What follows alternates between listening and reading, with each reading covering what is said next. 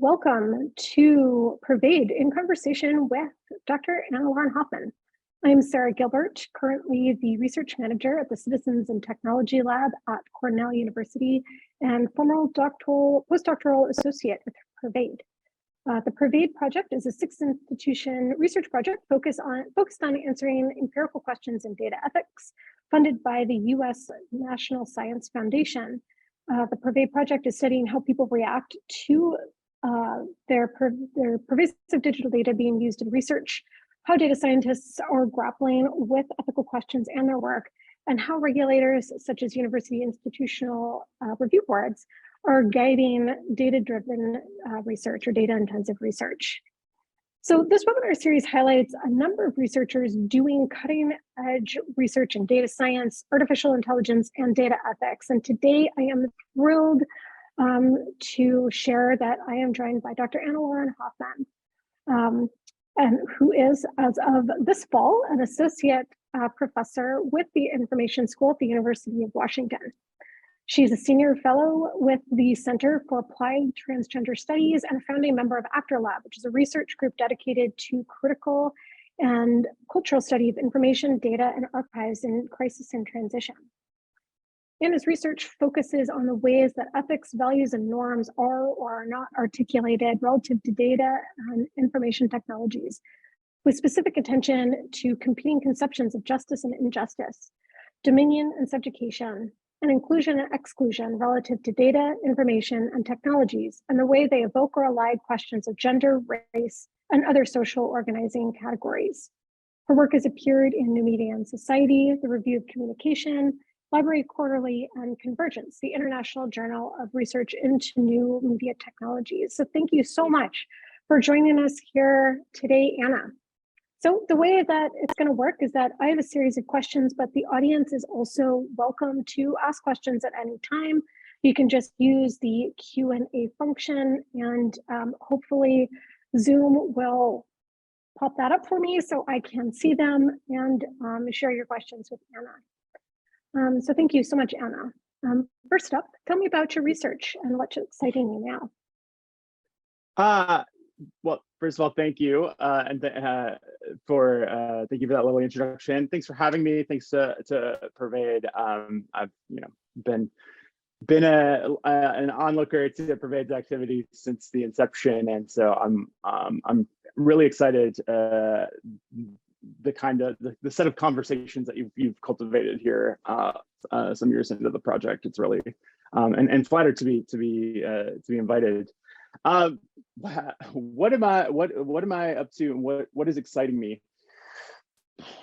Well, I think like many of us, what am I up to whatever extent I can? I am trying to reassemble the pieces of a research agenda after a couple of and continuing years of a pandemic, which has disrupted work and life for so many of us and continues to as well. So instead, kind of one of the things that I did, I think, during the pandemic, and it was part coping mechanism, part where I was at in my career. I was putting in last summer, I put in my tenure materials. So it was at this kind of transitional stage in the middle of this thing. I have two small kids, a 4-year-old and a 1-year-old, and so it's really been a time. And I really retreated into reading, and I actually ended up cultivating over the course of the pandemic a reading habit that I hadn't had since probably grad school, honestly. And that was a kind of retreat into ideas, into a kind of cocoon, to say, all right, this is going to be a time. This is a time where things have been upset, things are shifting, and that has been really generative and rewarding. I've read far and wide, and so when I think about what's exciting me right now, I immediately start thinking about works, things I've read, bodies of work, some of it familiar to us in our in domains relevant to PERVADE, and some of it more broad. And so I think my sort of sustained wells of energy over the last couple of years, I've been really I've just sort of rekindled my appreciation for Louisa Moore's work, and both the last two books, Politics of Possibility and Cloud Ethics, have been major inspirations for my thinking.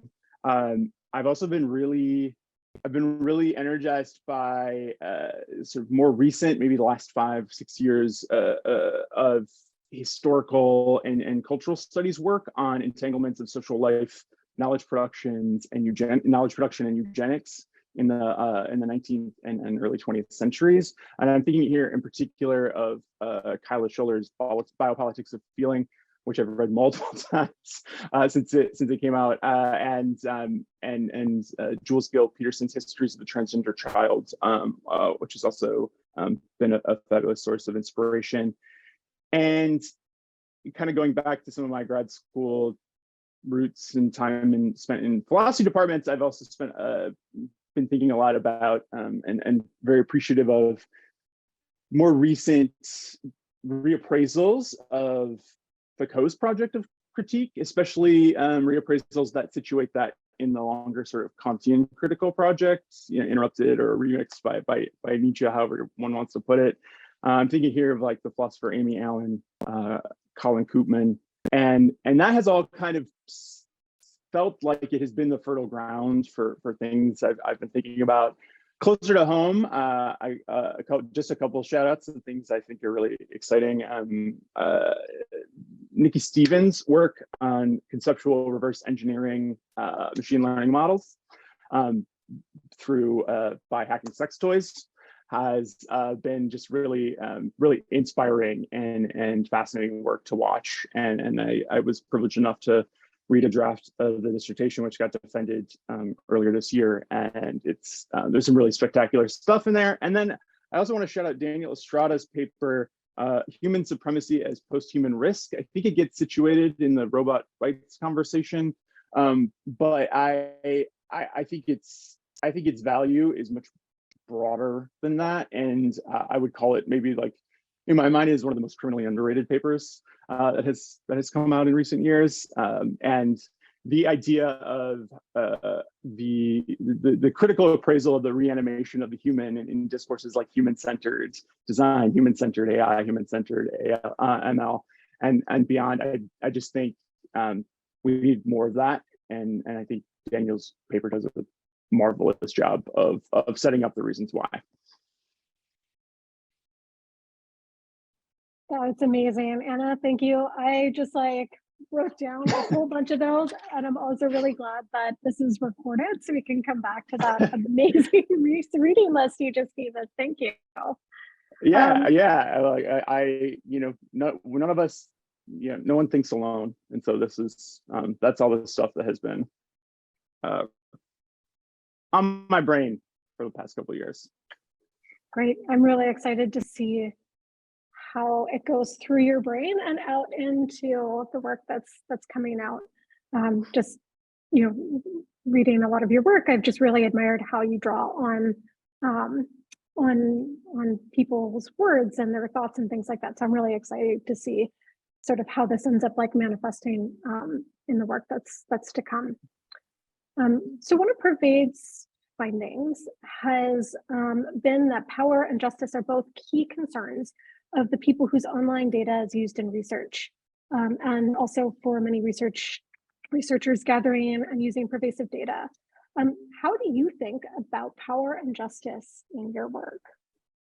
Yeah, so this is really, so for me, power and justice, the way they enter into my research, and I'm kind of an interesting fit for a PERVADE conversation, right? Because I often tell my students I don't really like people. The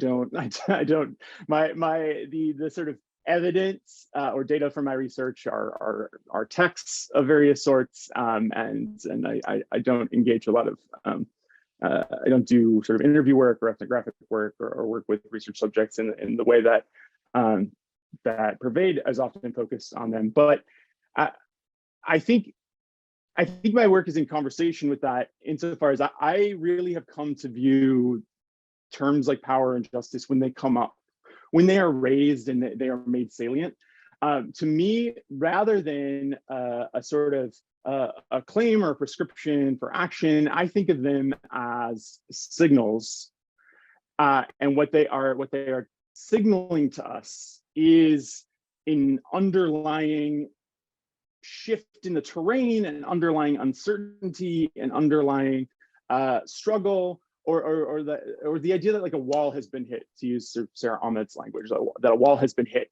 And when we come up against those kinds of moments where something feels violent or wrong or harmful or unfair, we go looking for the words to describe that, and increasingly, we see for very good reason, words like power and justice sort of become the way that signal manifests, the way we talk about these issues with each other. So on that note, then, when I encounter those terms, I am interested in that sort of substratum of, okay, what are the things in tension? What are the struggles? What got unsettled that suddenly we need power and justice as the concepts that are going to help us solve this problem? It's a very it's an approach we might call, sort of a focus on problematization, not sort of the sort of not to be too pejorative, but like the lazy critique thing of like, we're going to problematize everything, but problematization as the process of problem formation. How does a problem come to be? What discursive resources do people draw on to make sense of it and ultimately propose solutions, right? And those solutions are going to be constrained and limited in various ways, but also open up particular possibilities for action. And so that's really where a lot of my focus is these days. So a lot of my sort of in progress work has been thinking about, in particular, once power and justice becomes the signal, what are responses in return? What does justice end up looking like? What analogies and metaphors do we use? I've been really interested, for example, to give a concrete example, in the sort of rhetoric of potential as it has as it infuses. I don't want to overstate this, but I feel fairly confident. Like almost all work on ethical and sort of human-centered or responsible or values-conscious design work. There's this idea that there's this idea that has been pretty accepted in the face of these critiques that get vocalized as issues of power and justice, that, oh yes, technology has potential for harm, it also has potential for good, right? And it has this, to me, it has this flavor of sort of recouping a legitimacy that has been challenged, and by putting it on the terrain of potential, now you have accepted a critique, you've accepted the challenge that something is unjust or something is unfair, something feels wrong here, but you've put it back in a terrain then where you can then solve it, right? Because, okay, well then what we need to do is we need to prevent the bad outcomes and we need to promote the good outcomes. And to me, it's a way of taking that problem and that critical energy that is being vocalized as problems of power and justice, and then maybe this is the wrong word, but kind of domesticating it in a certain way, and saying, okay, now we bring it into the realm of potential. There are potential bad outcomes, potential good outcomes. Now we've put it back on this kind of design solution-y terrain, where we can sort of debate and propose solutions on familiar terms. And so I'm really, my work has sort of increasingly gone towards this idea of how do problems surface as signals, and then how are they sort of tamed, captured, directed? How is that energy directed towards certain kinds of projects and not others? Awesome. So we have a question in the Q&A from somebody who is curious about one of the authors that you had mentioned in the first response. So she says, I'm not going to lie, the sex twice sounds interesting. Could you talk more about some of the spectacular stuff that Nikki has worked on? Yeah,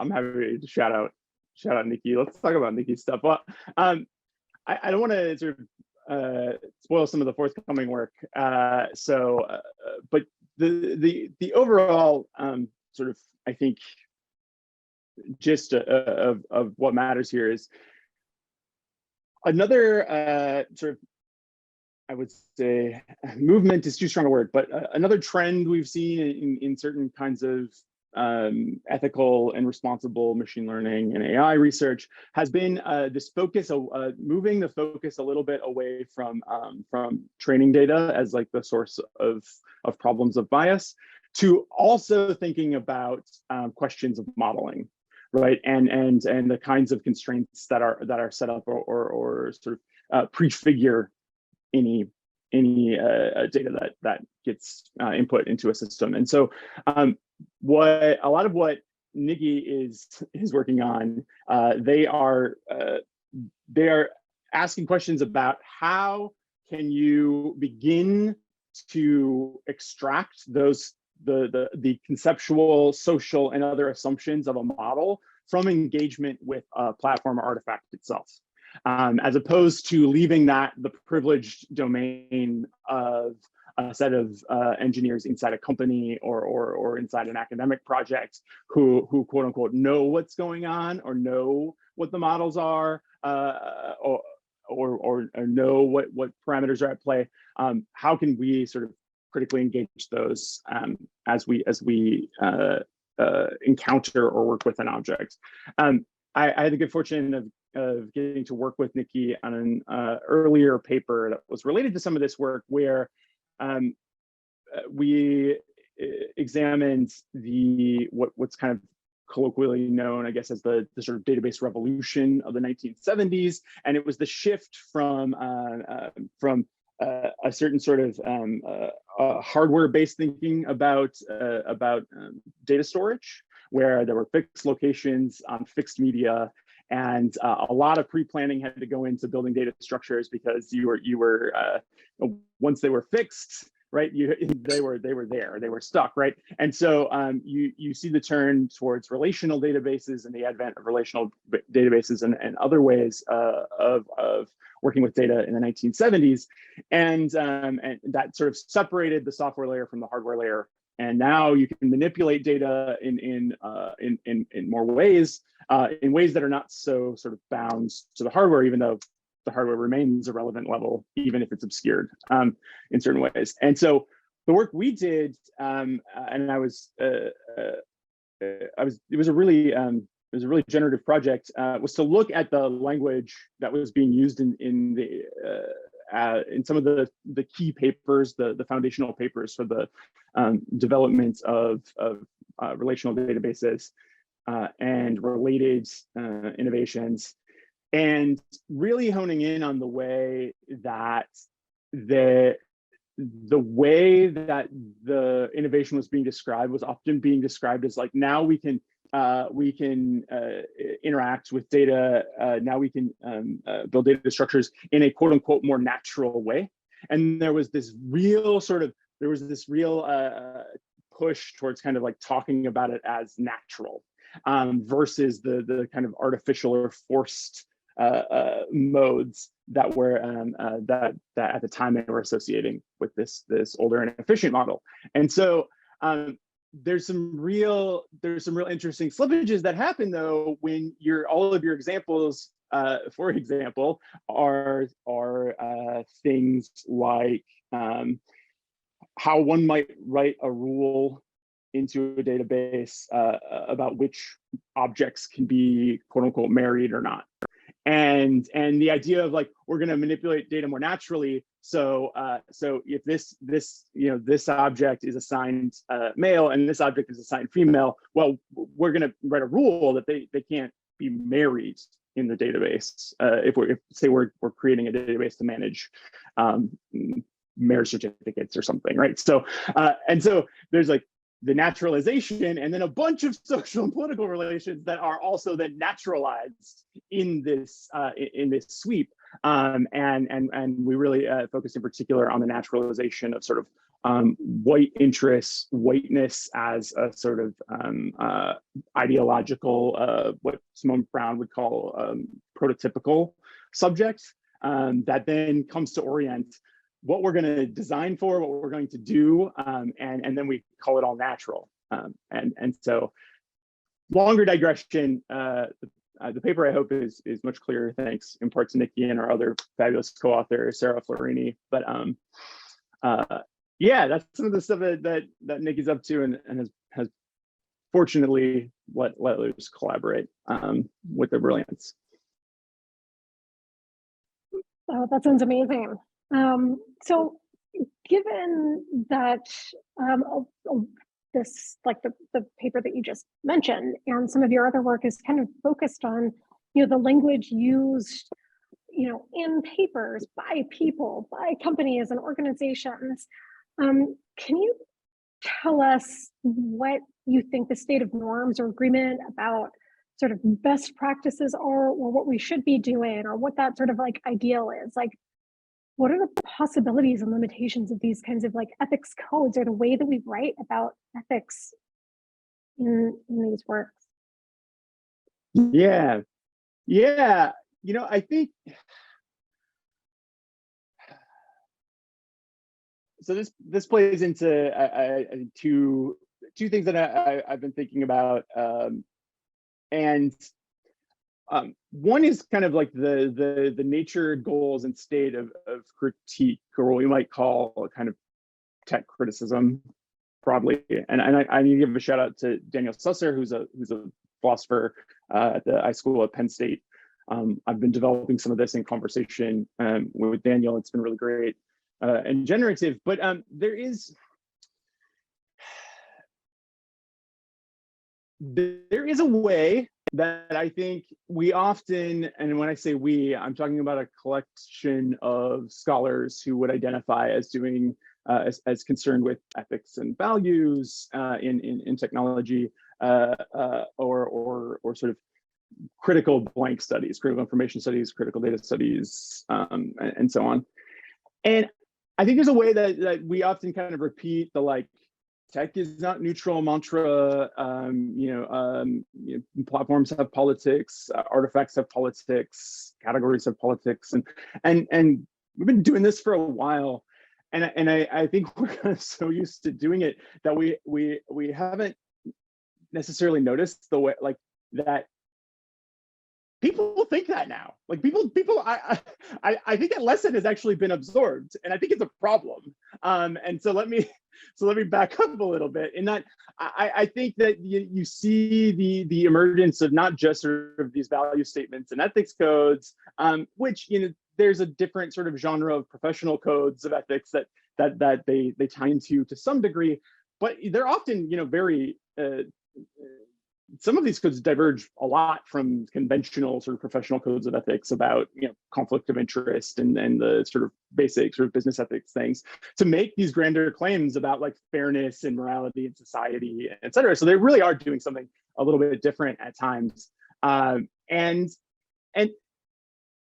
between that and then on the flip side, the kind of uncritical like boosterism that like tech is going to change this, tech can help us be better people in this way, can help us have spend more quality time with like, people know that tech has values. People know that there are politics at play, that there are good and that there's sort of the potential for good and bad. I think people eventually absorb this more than we often say. I guess maybe we don't want to give up. That's our brand.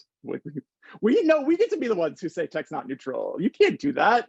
What are we going to do if we can't? It's not ours anymore.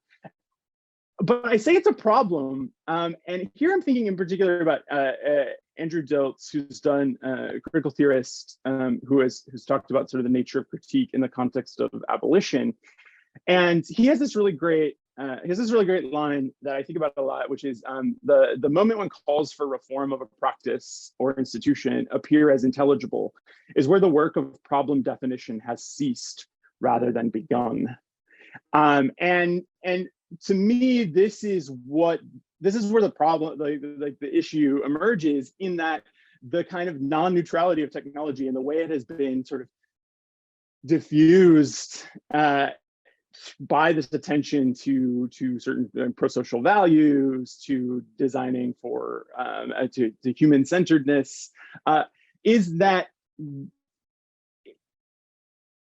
the question of the problem kind of goes away.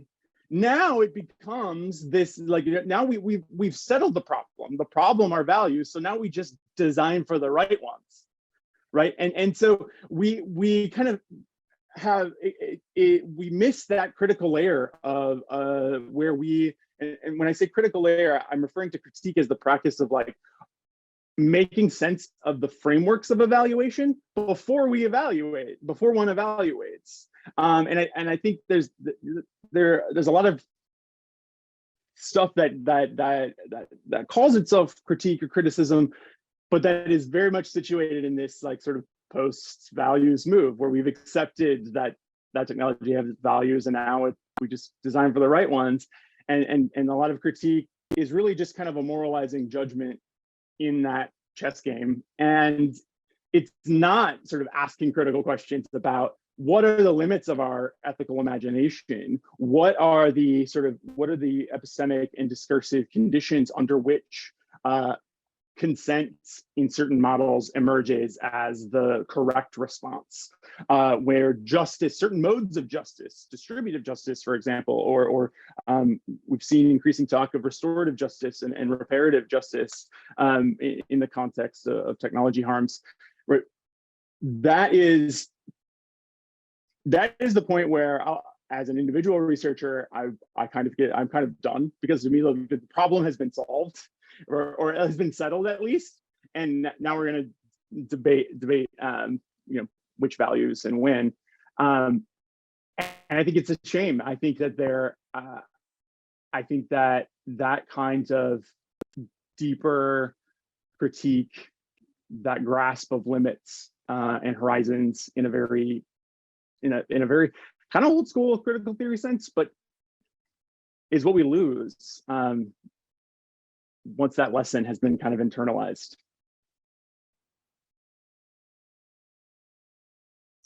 So we have another question from the audience. You mentioned that you don't really like people and natural versus artificial. Do you ever get overwhelmed at the number of people that are so focused on maintaining the systems that are outdated? Number of people who are maintaining systems that are outdated. This is maybe you can go in the chat or back up here. Can I ask what you mean by system? Are we talking, is it sort of, are we talking about sort of socio-political systems, cultural systems? Or are you talking about technical systems? Do you know? Maybe the person, technical systems. Okay.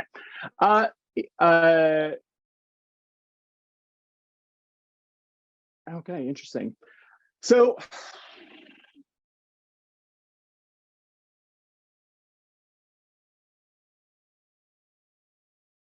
I'm having a hard time figuring, I'm thinking about how to answer this question. So I don't think a lot in my work about sort of problems of maintenance of technical systems over time, questions of maintenance and that kind of work. So I think, I do find it's a different notion of the term technical is much more in line, I think, with the work that I do. And again, this is me just drawing a line and saying I'm not going to speak to like maintenance work. There are fabulous researchers who do that. It's not my expertise, and I'm not going to sort of, pretend to know more about that than I do. And instead, I think there is also a way that there are certain kinds of we could call them technical, but maybe to create some space here, we could say like kind of technocratic mechanisms for governing systems that are also I wouldn't necessarily say outdated, but that are conventional or established, and they are things like ethics codes, things like ethics codes, codes of conduct, things like certain kinds of rule-based thinking that is amenable to algorithmic reasoning, certain forms of juridical distribution of responsibility and punishment that I think I'm not surprised, right? I don't find myself surprised or dismayed at the kind of commitment to them as the thing that's gonna be a solution. I think that's perfectly predictable, perfectly understandable, and I'm much more sort of interested in what kind of limits do they put on our ability to imagine other worlds, other paths forward, other ways of relating to each other and to technology. When we slot our ethical quandaries into frameworks that are amenable to these technocratic mechanisms, it's a disciplining move, and I'm always fearful of the opportunities that for thinking different, thinking otherwise, that get lost in that process. So I'm not sure if you saw, but there was another sort of follow-up explaining use of technical, because that's the side where people tend to look the same, like the whiteness that you mentioned, potentially. Oh, okay. So the idea of like particular kinds of homogenous workforce and working on particular problems. Yeah, I'm sort of, unlike some of my colleagues, I think I'm sort of less concerned about the specific sort of identitarian makeup of particular groups of people, whether it's engineers or it's academics or computer scientists or something. I'm sort of less concerned with that, not because I think it's unimportant, but because I think that there's a way that if we focus on the sort of the identities of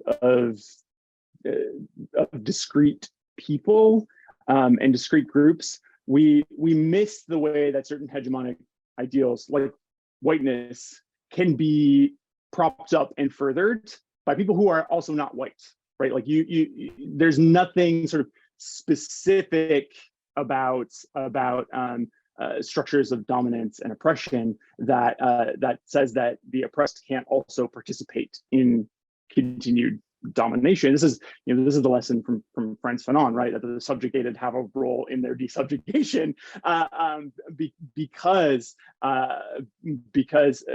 we often think about ourselves and our political roles through the languages and structures that have been handed to us, and without some kind of critical distance and without some kind of critical remove, we're bound to sort of reproduce them. And so that is to me, that's why I tend to focus on certain kinds of texts and certain objects of cultural production as my evidence, because I think that is where we can see those logics at play without getting bogged down in like, is this group sufficiently diverse? That's a less interesting question to me than like, is this homogeneous versus diverse group upholding a similar sort of structure, because there's nothing that says that can't happen.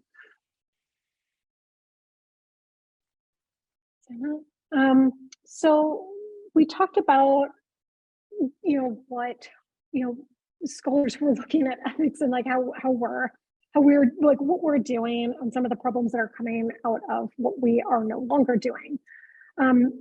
Big tech companies are also making all kinds of statements about values and movements towards ethical design. Like a recent example I just saw was that Instagram is now interviewing users about race, just trying to like make the platform fair, because that's like a great solution for that problem.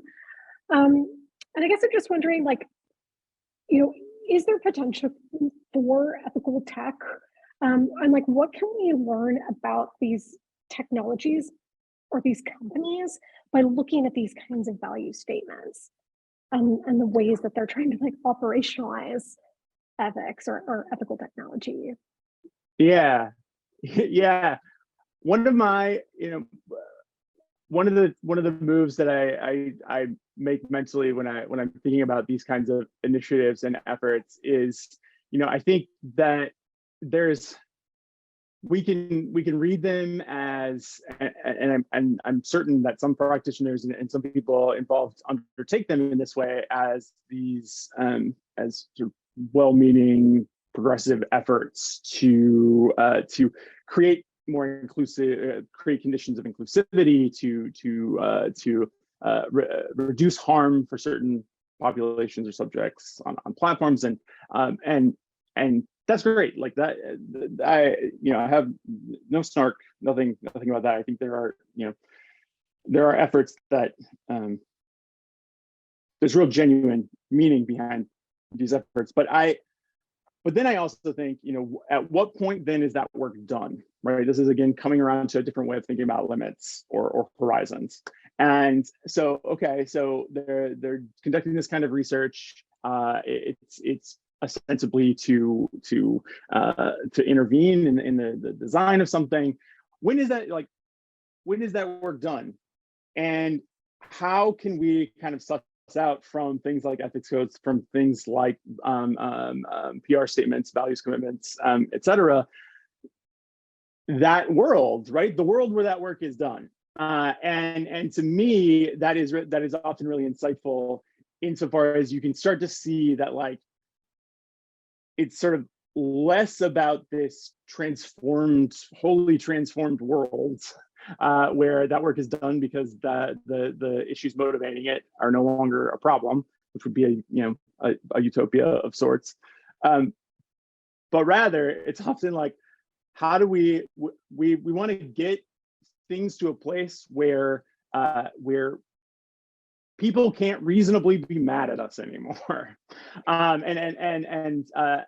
That sounds snarky. I don't mean it that snarky. I mean it as like, there's a way that the force of the users, the critics, and others and activists who have pushed platforms and pushed companies to make changes are speaking from legitimate harms, and they're kind of the legitimacy and the reasonableness of those claims can't be denied.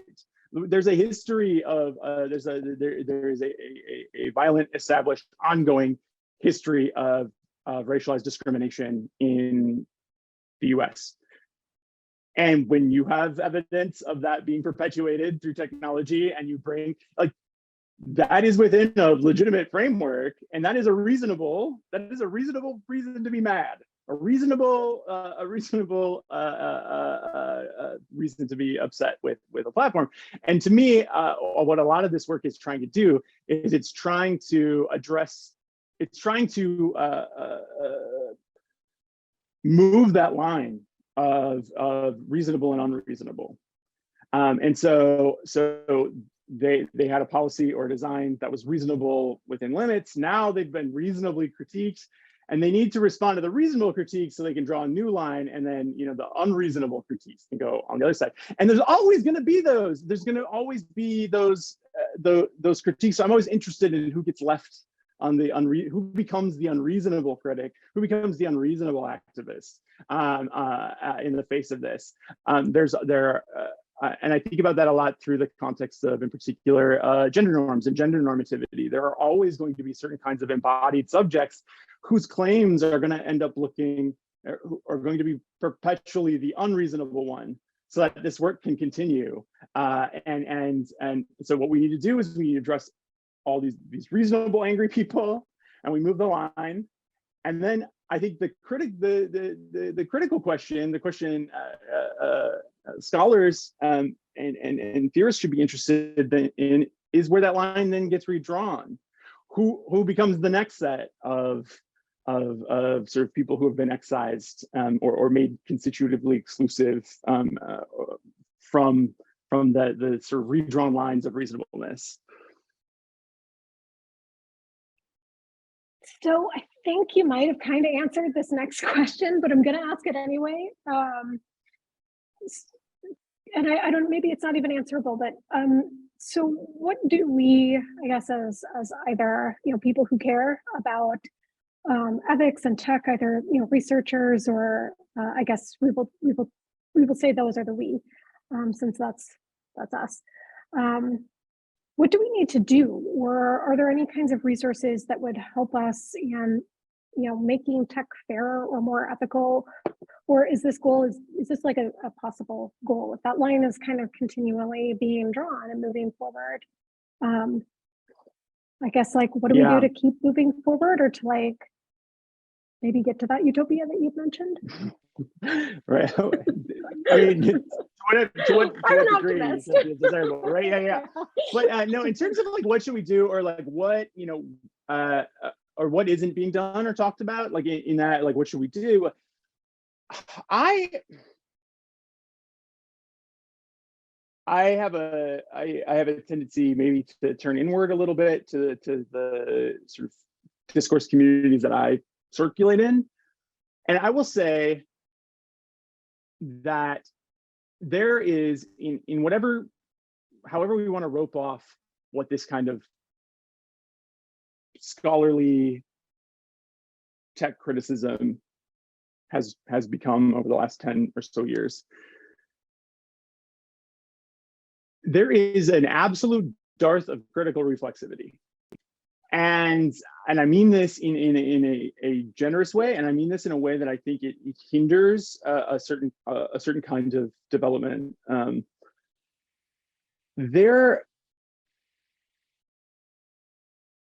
Let's take an example of a work like a paradigm shifting book like Sophia Noble's Algorithms of Repression.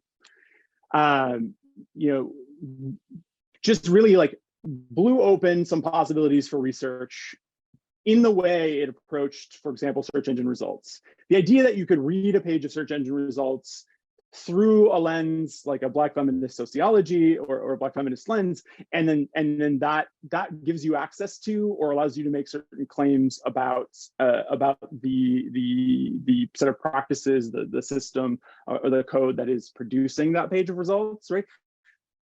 Like brilliant, right? Like that's the lightning flash of like, we can read this page of search results like a text, and we can bring all of this established critical work to bear on it.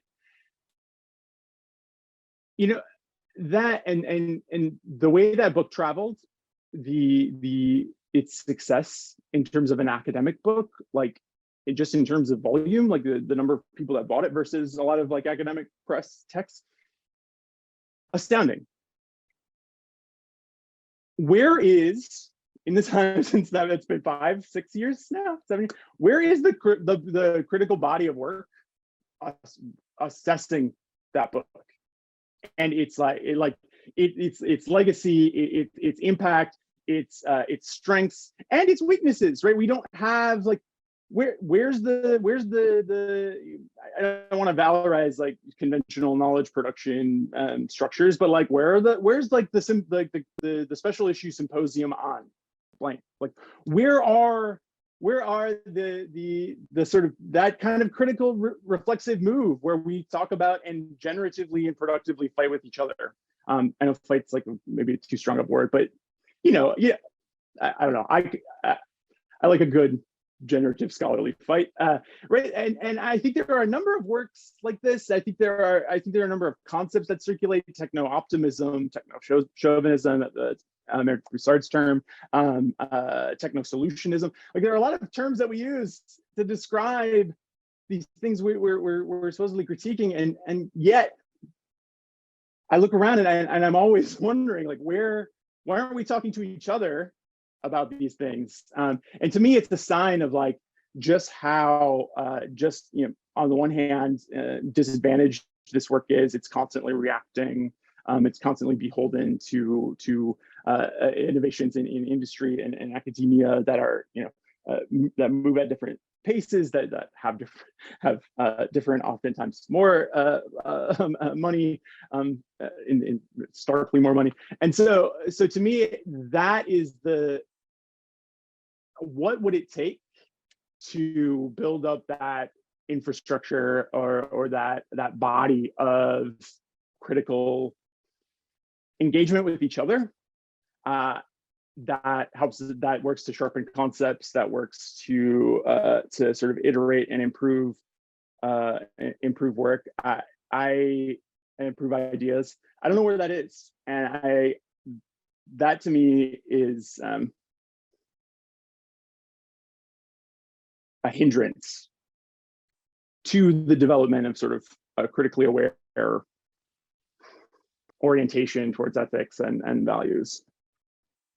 Strikes me as not too dissimilar to the replication crisis that's happening in like statistics, where like nobody's, people are doing these tests, they're doing these analyses, and we're just kind of taking the findings for what they are, and nobody is redoing them because there's no sort of structural incentive to do it. Like you don't get the Nature paper for a replication study, Yeah, but then there's like there's also a sort of twist here, in that a lot of the work that I think that I'm talking about is not only sort of describing the world in a certain way that we might want to debate, but also making normative claims about the world, right? Like that, making claims about what is just or unjust, what is oppressive or not, and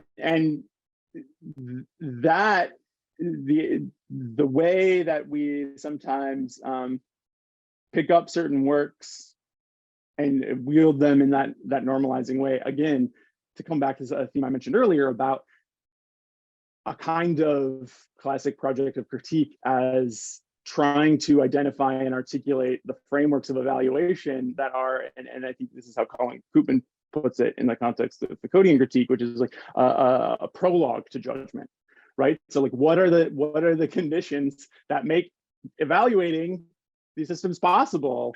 And that's just the layer that it feels very our progress as scholars in that regard, it feels very shallow. So we have about 10 minutes left. So I'm going to skip ahead to a question that I would really like to ask, because I know you teach this. How do you talk to your students about things like power or ethics and research practices in the courses that you teach? And then what recommendations do you have for other people who want to talk to their students about these issues in their coursework or in their mentorship roles? Yeah. So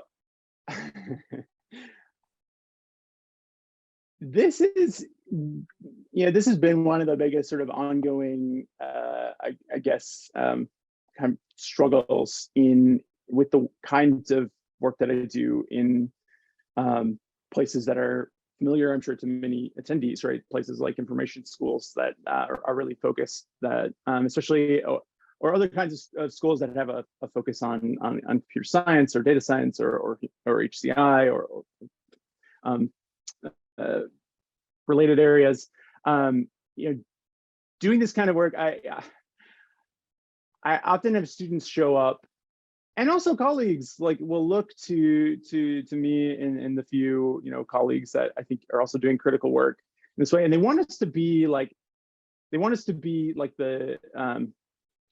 the moral conscience. Like they want us to, they're coming because they want, we're going to give the moral dictates, or we're going to say what's good and bad, and then the students can then take it back to their labs or their other projects, and then they have tools to justify why they're mad at their lab mate, or why they think a particular work is bad, and overcoming that is just is to me the ongoing struggle, and the thing I'm always trying to work through with students, because one, I think it's a marginalizing position for critical scholars, because you're only sort of wanted around insofar as like you can play this in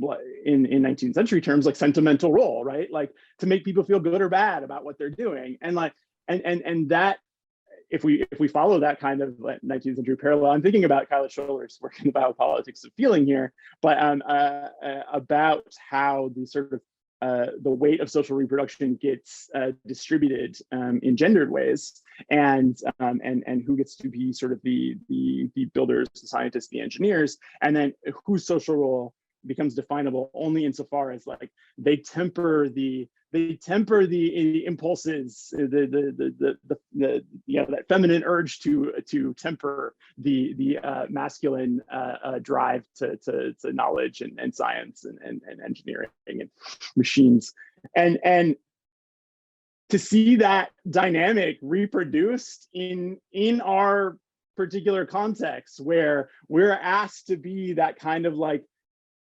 feminized, sentimental, moralizing domesticator to the thing that is like the real building, the real substance, the real. I resent it. Like I just straight up, like I personally I resent it, but professionally, like I don't have an interest in like sort of perpetuating that that dynamic. And so for me, it's really trying to bring students who have not spent a lot of time in engaging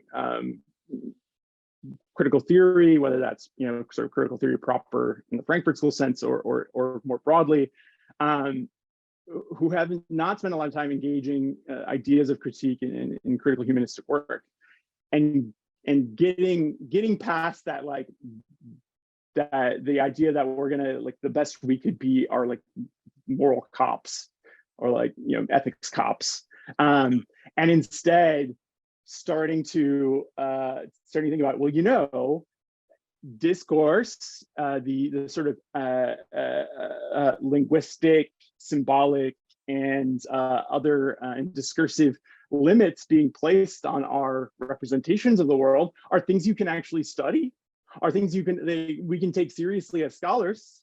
And there are various modes from the empirical to the theoretical to study those things, and taking that seriously as a mode of knowledge production, rather than just confining ourselves to the position of moral conscience or moral police.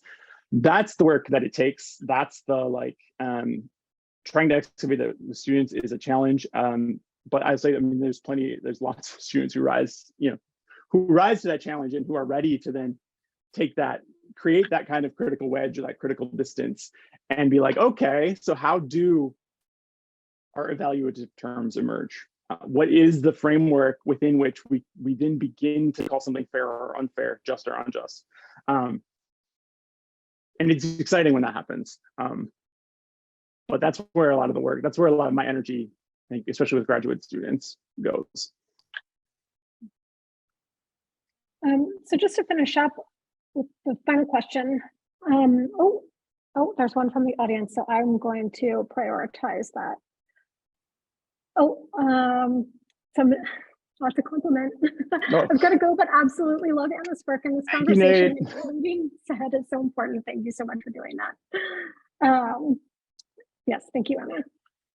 So just to finish off, like, we've talked a lot about like what we should be doing and what we're not doing. Is there anything that's working like well, like that we should, like, you know what, we're on the right track with that, let's keep going with it?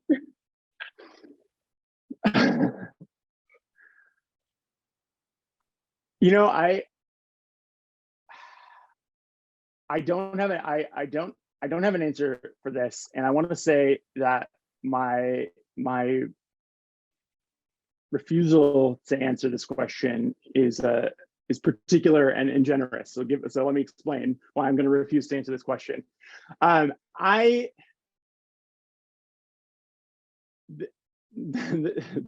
This is hard, I think, or a challenging way of thinking about this question for a lot of folks, and I get it, and it took me a long time, I think, to really internalize this lesson. but and it often gets me labeled a pessimist or cynical or whatever, but it's not. It's not coming from a place of cynicism. I tend to not find a lot of hope in the things that we know, because if we extrapolate from the things that we know, whether it's about climate catastrophe or it's about gender and racial injustice or about poverty, like if we extrapolate from the things that we know, like I don't find a lot of hope there. And then if we look at work that already exists, I can find inspiration, I can find models, I can find things that are interesting, I think. But again, I don't often find hope in the things that we know. And where I sort of locate hope in this conversation is precisely at this question of limits. And this is an insight that Drusilla Cornell has gone on about in critical theory for a long time.